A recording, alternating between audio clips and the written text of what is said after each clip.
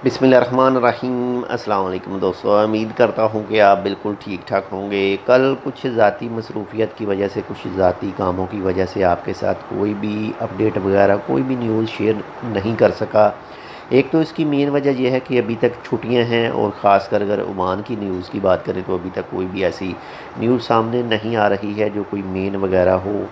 तो बाकी कुछ एक न्यूज़ आई थी कल, वो भी रायल ओमान पुलिस की तरफ से एक न्यूज़ शेयर की गई थी। एक वार्निंग थी कि जो बैंक अकाउंट होल्डर हैं, आप तो जानते हैं, कभी कोई कॉल कर देता है, कभी कोई एसएमएस कर देता है, कभी कुछ भी कोई आपको कहता है कि आपने फ़लाँ इनाम जीत लिया और आपके हिस्से में ये इनाम आया, आप इस नंबर पर कॉल करें, या फिर कोई लिंक दिया जाता है, आप इसके ऊपर हमसे कनेक्ट करें।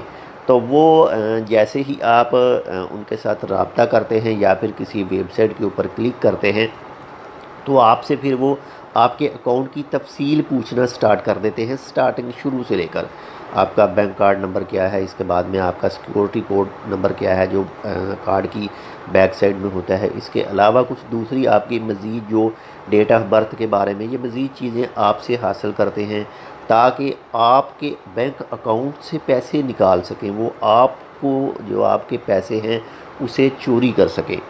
तो इसी हवाले से बारहा बार, यानी काफ़ी ज़्यादा बार, जो एक महीने में कम से कम 1 से 2 वार्निंग जो मुख्तलिफ़ महकमे हैं, कभी सेंट्रल बैंक की तरफ से, कभी पुलिस की तरफ से वार्निंग जारी की जाती है कि ऐसे किसी भी आदमी को, ऐसे किसी भी शख्स को ना ही किसी लिंक के ऊपर अपनी जो ज़ाती बैंक की डिटेल है प्रोवाइड करें, और ना ही किसी शख्स को, ना ही किसी आदमी को भी अपनी जो बैंक की डिटेल है वो प्रोवाइड करें। अगर ऐसा करेंगे तो आपके अकाउंट जो हैं वो खाली हो जाएंगे और आपको नुकसान होगा।